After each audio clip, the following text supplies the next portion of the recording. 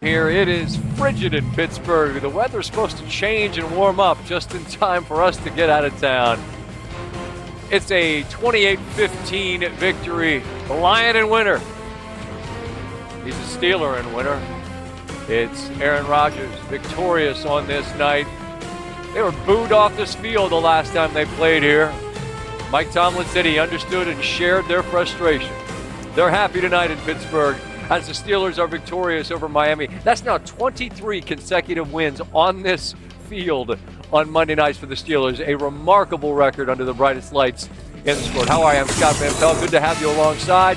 On this night, it was a 3-0 lead for the Dolphins. Steelers scored at the end of the first half, scored to start the second half, and here Jalen Ramsey with a head of steam gets Tua on the ground for the sack. Very next drive, the money down in the NFL, third down, 3rd and 11, and this is nearly deflected, but Rodgers finds DK Metcalf, and that is a grown man on his way to the end zone. That's 3 consecutive touchdowns after a pretty iffy penalty on the Dolphins after it looked like they had a stop on the next drive. Extends the drive. Now 4th quarter, Arthur Smith in the bag. The OC dials up a toss to one of his favorite players, Jonnu Smith. The toss from Rodgers. That's 4 consecutive touchdowns. Dolphins have some late scores. Kind of inexplicable the way they approach the end game scenario, I suppose. Troy shared that sentiment. They lose by 13. We get up to the booth. It's Joe Buck and Troy Aikman. And Joe, this is a proud, passionate franchise. And the last time the Steeler team played on this field, they get booed off the field. Folks are chanting, "Fire Tomlin." I'm interested if you sense that there was a recognition from them of just how frustrating this was for this fan base and how much it has changed in these last couple of weeks. Yeah, I mean, fan bases can be fickle, and it's what have you done for me lately? And I think, they just are tired of not just, kind of pedestrian regular seasons, but they haven't won a playoff game in 8 completed seasons. So it's been a while, and this organization is not used to that. So at some point, the regular season is going to come to a close, and, they're hopeful that they win the AFC North, and then the real stuff begins in the playoffs and the postseason. But I thought this was a really good game on the heels of a really big win at Baltimore.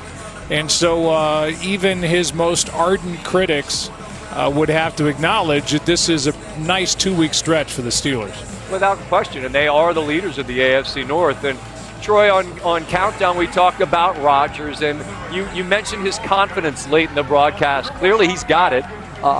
They're maybe not explosive on offense, but they're certainly efficient.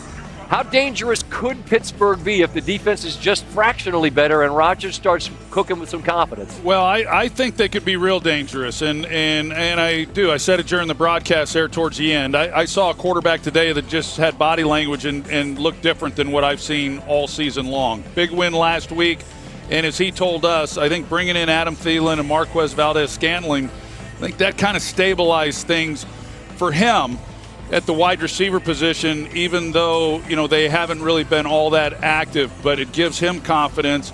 And I saw that again tonight. He had a big night throwing the football, did a lot of good things. I think when you look at the Pittsburgh Steelers, if they are able to win the division and get into the postseason, it'd be interesting to see an Aaron Rodgers with confidence and a Pittsburgh team that's kind of rolling up against a Denver team, with a young quarterback in Bo Nix, or the New England Patriots with Drake May.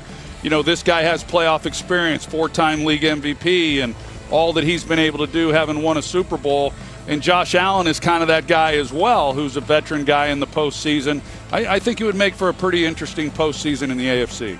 And without Watt tonight, this franchise that forever has been known for its defense, we saw a much better performance on that side of the football against the Miami team, as we know, just doesn't play too well when it's cold outside. Fellas, we'll be inside next week in Indianapolis and get to see Rivers against a red-hot San Francisco team. That'll be a great one. Look forward to being with you guys there in Indianapolis. Same, Scott. Thank you. See you, Scott. Thank you, gentlemen. Joe Buck and Troy Aikman, as always, on the call on Monday. Who played in the National Football League, who are here to critique players who currently play in the National Football League. Starting off with the creator of this show, a man wearing glasses that are not prescription and a colored shirt that I have no sweater. What do you call that? I don't know. It's a sweater. It's a sweater. It's yeah, a whatever sweater. it is. I have no clue what is that. Magenta.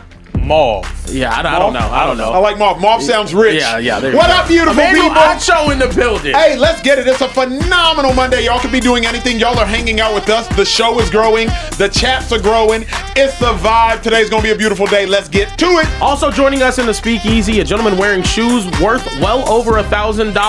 I'm talking about the shiftiest running back in the entire NFL for his tenure. I'm talking about the Philadelphia Eagles all-time leading rusher, LaShawn Shady McCoy in the building. Hey, yo, you should know how much they cost because you bought them. Don't you ever bet on the Cowboys again. I want to make a bet for next season, but I have no clue what we're going to do. Also, here in the speakeasy with us is the man who's ahead of socials, the man who is in charge of running that chat, and he runs it like a true dictator should. Come on now. Social Trey in the building. How we doing today, Trey? I'm feeling great, man. What's good with y'all? Everybody feeling good? We about to have a great show. Life is show. good. We are. Life is good. We are Shady, gonna can have I a hold great $1, man? I heard you got paid recently. Yeah, I got you. Okay, my dog. I appreciate you, I brother. got you. Appreciate you. This is ridiculous. Y'all monopoly money in my stuff, man. It's ridiculous. Listen, I take it all. Look, we have a lot to talk about here today on this show. We got to start off, though, with Monday Night Football. The Dolphins got smacked in the cold weather up in Pittsburgh, 28-15. A disgusting, despicable, deplorable, just all outright gross and nasty performance by the Miami Dolphins. Fellas, is it time for these Miami Dolphins to finally blow it all up? Absolutely. And 2-5, let me be honest, I'm glad the Dolphins lost to the Steelers. Because what the Dolphins would have allowed to happen had they won and gone on a run is this. They maybe would have made the playoffs and they would have lied to themselves and suggesting, oh, you know what? If we had Tyreek Hill and we ran it back and we just started the season a little bit faster, oh, we're exactly where we need to be. No, the hell you're not, Miami Dolphins. You are a bad football team with a quarterback that has underperformed all season and really for a year and a half now, with the head coach that has proven he can't get it done at the highest level, without a general manager because y'all held on to him way too long, with the roster that is not talented enough, with the roster that is not physical enough, and with the roster that is too small. The Miami Dolphins have to blow it up. We do realize this has turned into a team that's leaning on a third-round pick instead of a top 10 highest-paid quarterback at the position. We do realize that before this game, Tua Tagovailoa hadn't thrown for 200 yards in, I believe, 3 if not 4 games, and he hadn't thrown for 2 touchdowns in this game until the end of the game in the fourth quarter when the game was already out of reach, 28-3, if I am not mistaken. This is a bad Miami Dolphins football team, and I am very glad they lost this game because hopefully this will force them to change, as opposed to what so many teams do so often, where you finally end up with a good record, and as a result, you're like, oh, we good. We just got a couple tweaks here and there. This is not a reload for the Dolphins, Shady. This is a rebuild. Yeah, I'll show you right, man. I mean, I don't want to see the Dolphins no more. Seriously, though. Wow. I mean, they're a bad team. Like, we talk about them. I don't know. I think they need to have a blow up, right? Just have a whole explosion. Blow the whole thing up. Get it. I like McDaniels, but then again, like, do I like him as a head coach? Right? There's sometimes you have a really good offensive mind, like he has, but you got to control the whole team. Yeah. And that's not one of his strong points. And then your quarterback. What can I say about Tua though? I remember when they first paid Tua, I said, why would you pay a quarterback that's always hurt, a quarterback that you had initial thoughts that he wasn't that good, and then in a year or so you change your mind, he's a great quarterback?